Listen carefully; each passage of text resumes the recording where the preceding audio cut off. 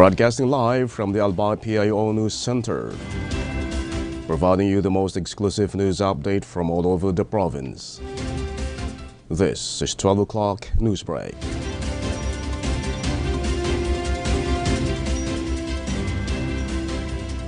In the local scene, about 300 Albayanos benefited from the recently concluded first-ever Albay Gobyernong Gumagalaw at Lumalapit sa Tao GGL Multi-Services Caravan held last February 14, 2024 at Bonbon, Tabaco City. 330 beneficiaries coming from the three barangays of Bonbon, Tahi and Bacolod profited from the health care services provided by the provincial government of Albay through the Provincial Health Office, PHO. Medical personnel from PHO offered various health services such as medical consultations, 146, dental checkup and extraction 69, circumcision 22, and eye check-up, 93 patients.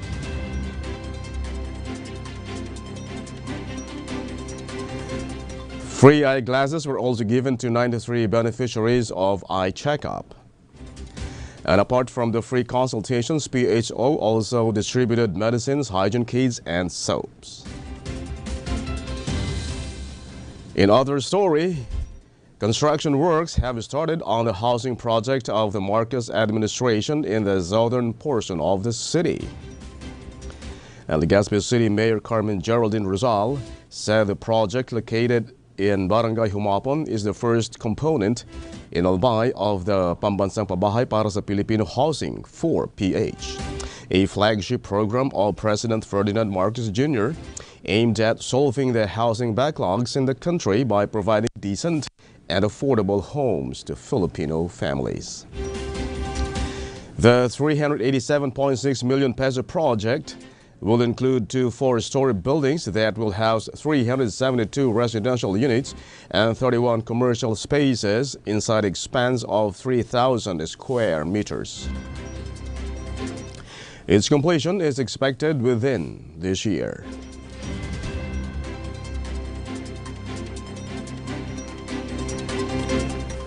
In other news, the Department of Social Welfare and Development, DSWD in Bicol, provided educational assistance to 93 dependents of former rebels in Sorsogon Province through the Assistance to Individuals in Crisis Situation (AICS) program early this month.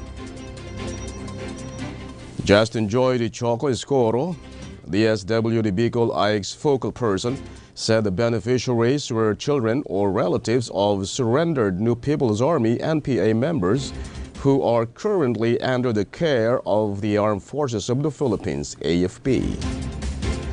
Escuro said the initiative is part of the government's collective effort to strengthen communities affected by conflict and to continue promoting peace and development in conflict-affected areas.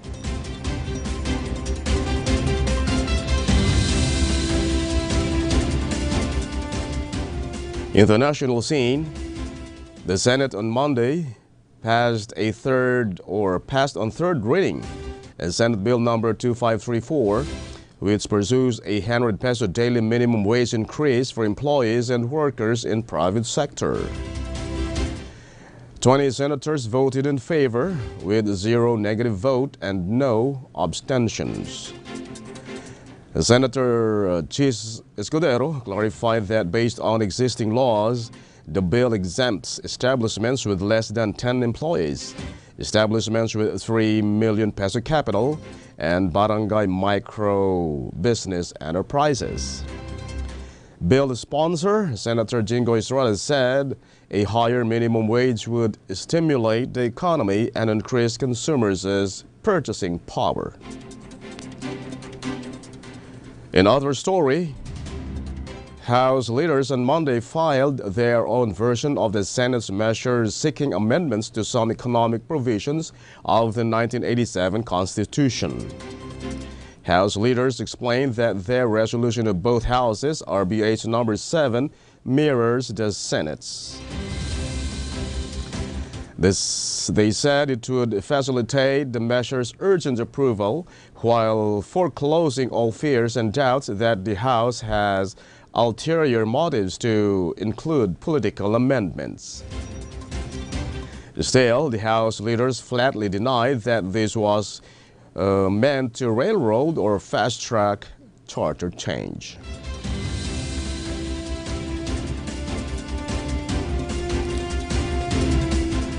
In other news, Senate President Juan Miguel Zubiri has signed a subpoena for Kingdom of Jesus Christ pastor Apollo Quiboloy to appear at Senate hearings into alleged abuse in his religious group. Quiboloy has so far stayed away from the hearings of the Senate Committee on Women and Children into allegations of abuse and human trafficking that his lawyers have said are rehashed and should instead be brought to court. The subpoena ad testificandum dated February 14 directs Quiboloy to appear before the committee on Monday, February 19.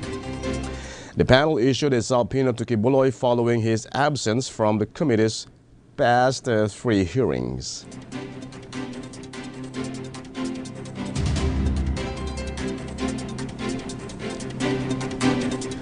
And in the news outside the country, flights departing from Singapore will be required to use sustainable aviation fuel from 2026 in a move aimed at progressively decarbonizing airline operations. Passengers flying from Singapore can expect to pay more for air tickets due to a levy imposed on the purchase of the fuel, with the exact fee depending on factors such as distance traveled and class of travel.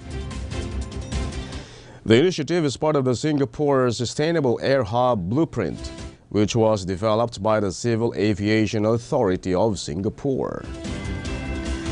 It was launched on Monday, February 19 by Transport Minister Chee Hong Tat at the Changi Aviation Summit.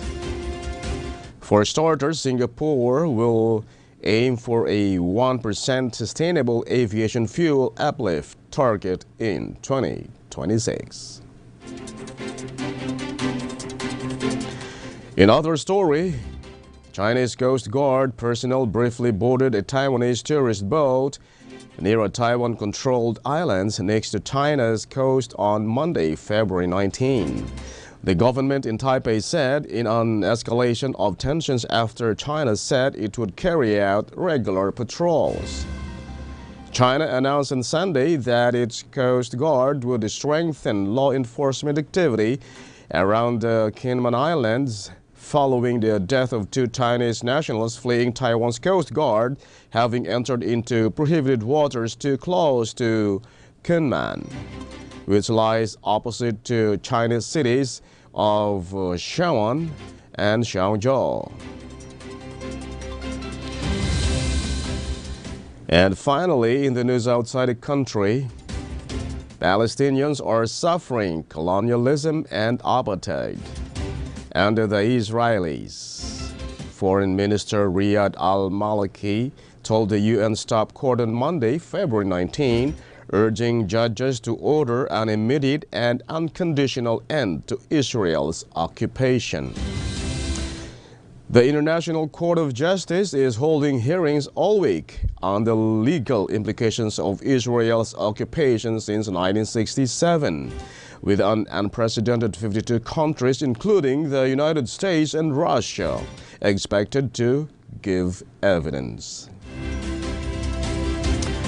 Minister al-Maliki urged judges to declare the occupation illegal and order it to stop immediately, totally, and unconditionally. According to him, it is time to put an end to the double standards that have kept their people captive for far too long.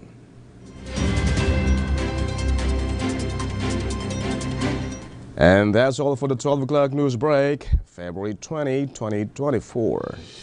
We'll be right back tomorrow for more news updates. And thanks to our 12 o'clock news break writer, Francia May Boras, and on the technical side, Chad Bobbies. And to our Provincial Information Officer, Attorney Mary Luduca Castillo, and under the supervision of our Governor, Attorney Edsel Grex Lagman, I am Greg Hallare. Thank you for subscribing.